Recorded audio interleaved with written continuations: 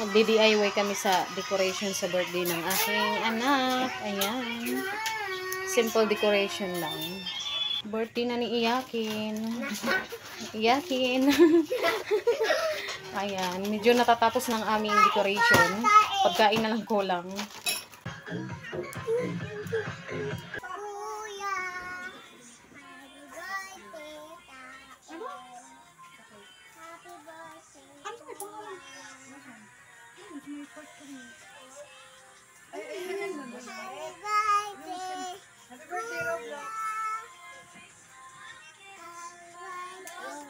Happy birthday to you.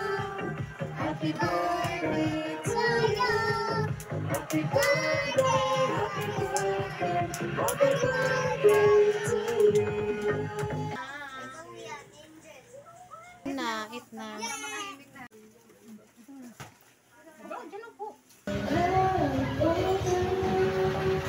Magpapalaro muna ako ng stop dance and then English translation. Dali!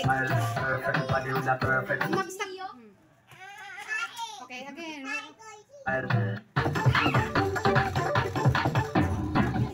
Ang English ng tainga.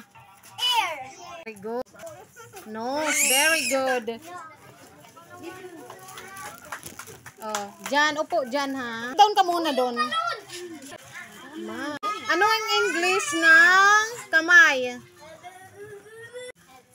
Hands. Okay.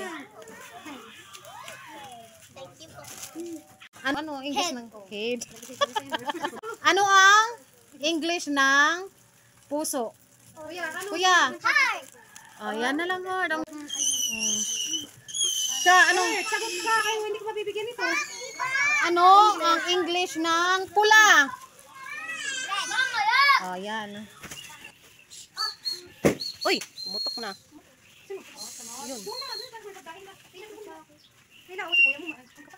Oh, wala. Nga na yun. Oh,